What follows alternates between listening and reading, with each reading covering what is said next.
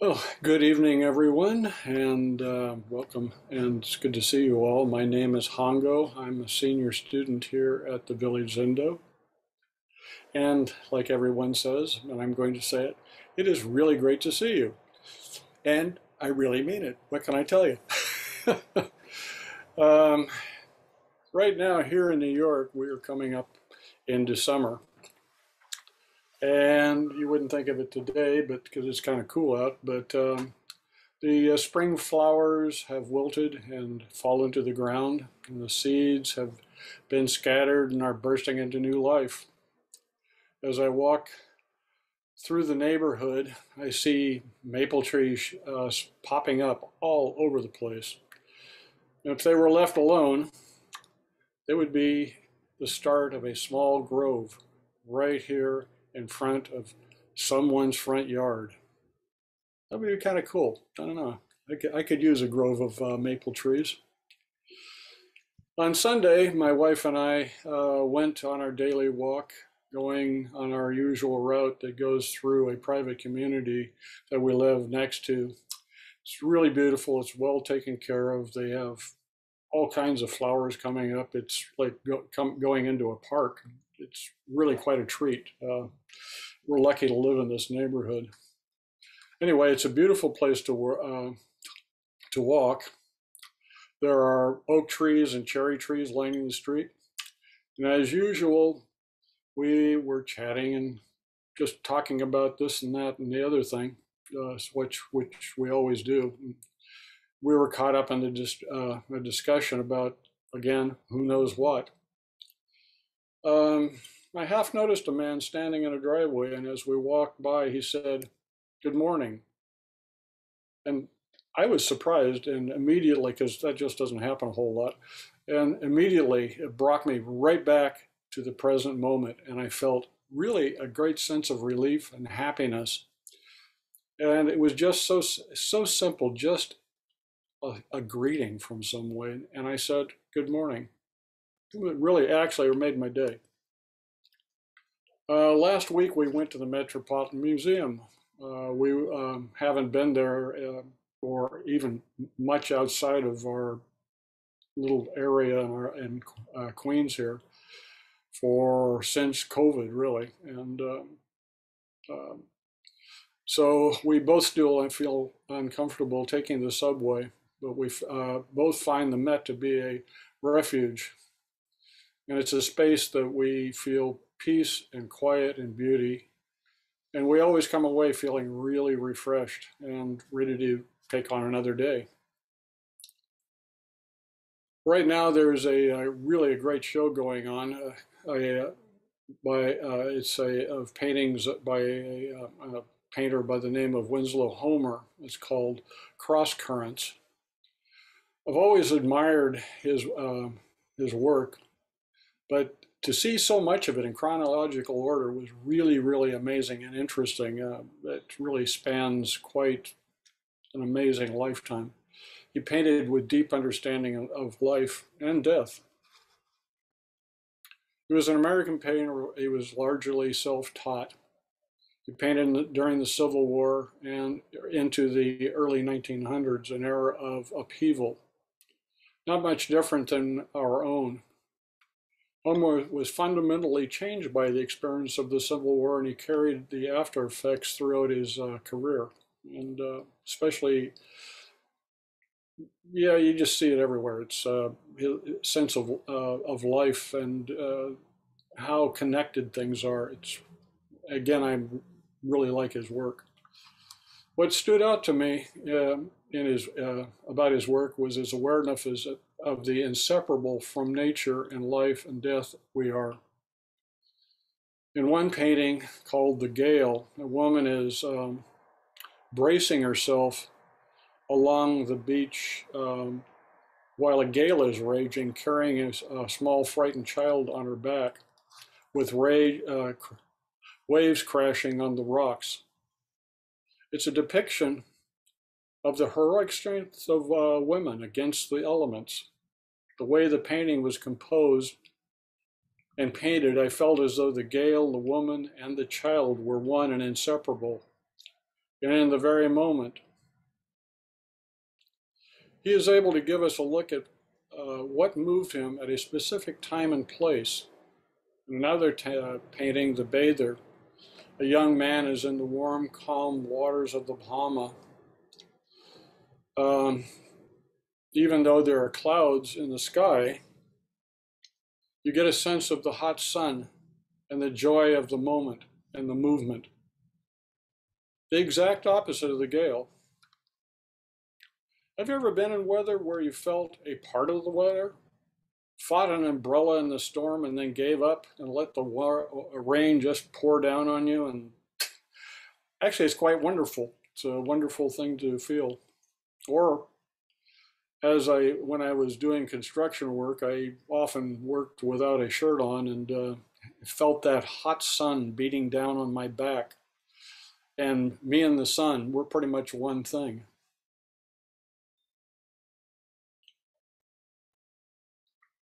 Years ago, before coming out to New York, I lived in Ventura, which is on the coast of Southern California, south of Santa Barbara. One year, there was a storm that was going to hit the area, and I heard about the approach on the news. I love the ocean, and it was the beginning. It hadn't really started fully, and so I decided to go down and to the walk that runs north and south along the beach. It was raining, and waves were breaking on the jetty, and the weather was really starting to pick up.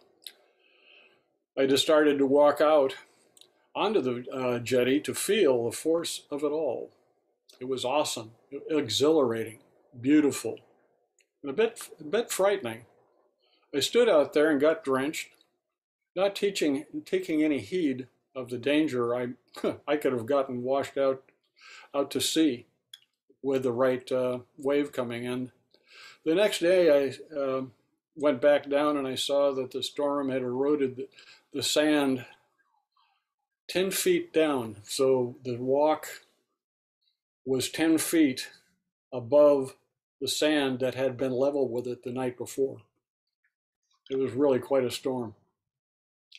And with that, I could relate to the painting of the woman in the gale. I also felt part of the storm, and I felt felt the danger that she may have felt. I would often go to Palos Verdes Peninsula where the cliffs had formed, where the ocean had eroded the land for thousands of years, just to sit and watch the waves break on the rocks below. I could see in the distance one of the Channel Islands that had once been part of the coast, and that's about 12 miles off, so that was a lot of erosion over thousands of years. And I was struck by the power of nature that can be magnificent and unrelenting. I see how easy it is to miss all of this when I read the koan Shan Ling's Coming from the West in the Blue Cliff Record, Case 17. A monk asked Shan Ling, "What's the meaning of the patriarch coming from the West?" Shan Ling said, "Sitting for a long time becomes toilsome." I found that quite intriguing. Shan Ling's answer is direct. Sitting for a long time, no doubt, is uncomfortable for everyone. We sit up straight, our knees, our hips may ache after a while. Everyone knows it, but do we really realize it? Do we really realize that? I know I feel it in myself, but do I really realize it in you? But also, this can be a caution. The caution is sitting, just sitting, and not experiencing our lives, just can be a distraction. It can be a distraction when we miss very often what's going on because of the things that are that I'm caught up with in my mind, the words, the phrases, and I become blind to what is going on all around me. There is no end of the distractions we all encounter. I personally get caught up in playing solitaire. I love to play solitaire, but I also play solitaire and I watch the news just because not just to be informed or to enjoy it, but to be distracted from what's going on in the world or what's going on around me. And I miss so much just goofing off doing those things. And they're only a fraction of the things that I encounter that I can distract myself with.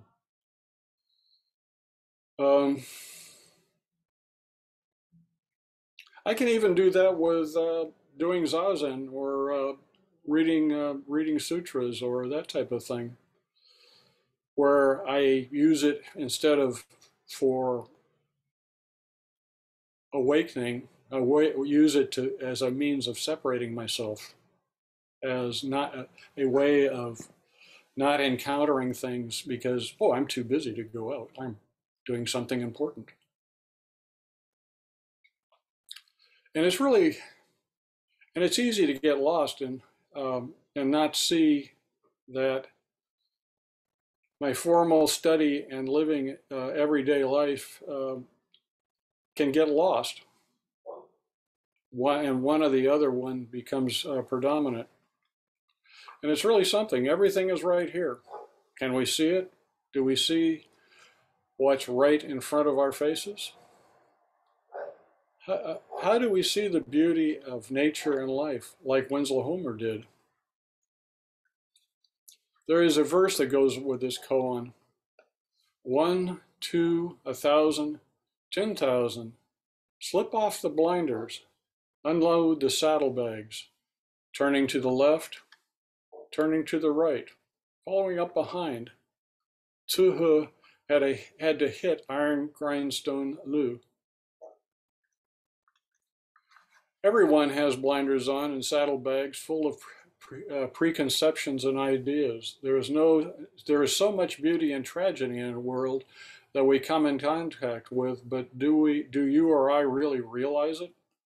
Or do we try to find a way to separate from it?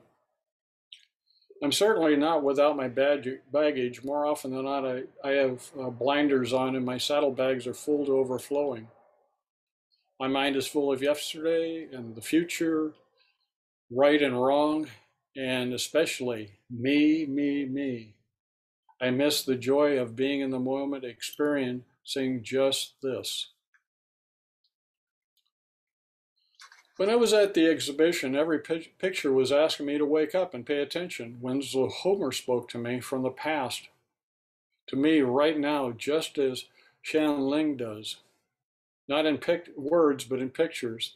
That, as he explained to a friend, you must not paint everything you see. You must wait, and wait patiently, until the exceptional, the wonderful effect or aspect comes. Then, if you have sense enough to see it, well, that's all there is to that. I really like that.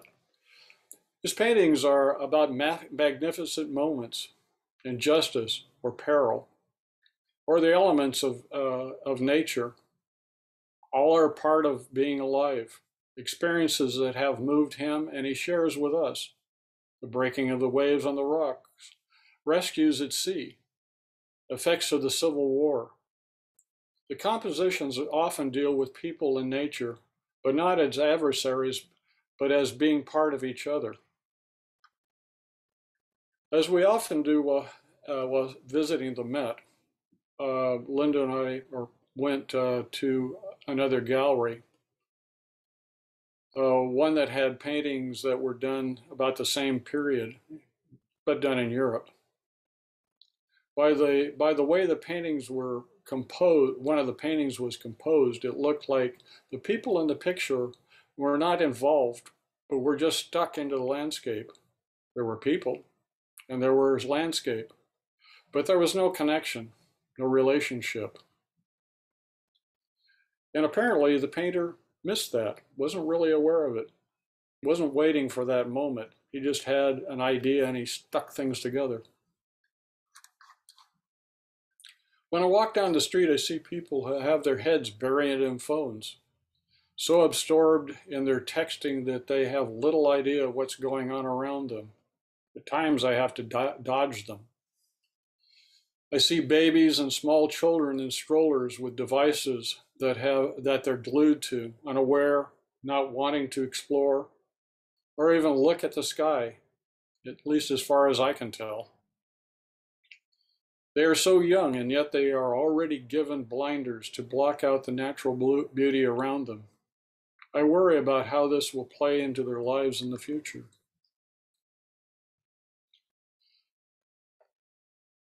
Tinhey said, turning to the left, turning to the right, following up behind, people who spin around on words and phrases get nowhere, are spun around by things. Here is a quote that I read while reading Echo Dharma by David Loy, and the quote is by John Searle, I believe, Searle. I'm not sure exactly how to pronounce that, but anyway. When we experience the world, we experience it through the linguistic categories that help us to shape the experiences themselves. The world doesn't come to us already sliced up into objects and experiences. What counts as objects is already a function of our system of representation, in other words, language. And how we experience the world is influenced by the system of representation. After I read this, I started to notice that when I walked into a room, or other places actually, to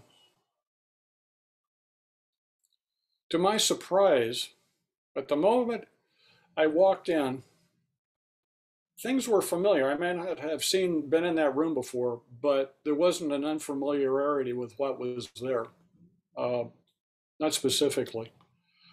It was already recognized as something in particular. I wonder if there's any time that I just experience anything without without it being identified. I really do. If I do, it is so fleeting that I don't think I really have ever noticed it. Even sitting on those cliffs, I was seeing the sea. It was still me and the sea. It wasn't. I was, there was still that identification. We go through our lives blocked and unaware of the moments we are in right now. The moment is so special and gone in the blink of an eye. We just keep separating. Sitting for a long time is toilsome. The sky is overhead and the birds are singing. There is tragedy and comedy. We really are not separate from it all. It's not possible, as I see it, to live without as human beings and stay in the present moment all the time. We need to plan for the future. We need to plant crops. We need to raise our children. And our approach to our environment needs to be changed for sure. With any luck, we look to the past. And I hope we learn from it and bring it into the present. Right now, with all the things that are going on in the world, to stay in balance is difficult, and the Zen practice helps all of us to be aware of when we're slipping one way or the other. Tsuhu had to hit iron grindstone loo. We all need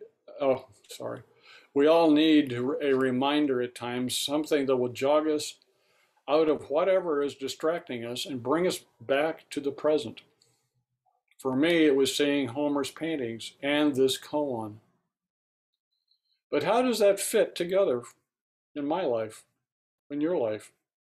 With COVID and social distancing over these last few years, I have really been reluctant to go out, to experience the outside world. I've almost become a recluse, and I'm wary.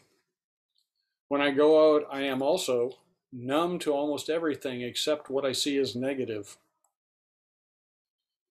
I find it difficult to stay in balance and remember that we are all in this together and not to be blind, not to separate. Just this very moment. It is so simple and yet so difficult. We're all in this together. Yes, we can agree that setting is toilsome, and realizing our joys and sorrows, successes and failures that everyone is going through are similar things can bring about deep sense of compassion. Because it does. When I start realizing that we're all sitting here going, wow, my legs are uncomfortable. I can feel it. I can feel it right here. And without the teaching, I would miss that. I really would. I know that in the past I was not so attuned to what was actually going on, except just within me, not everybody together.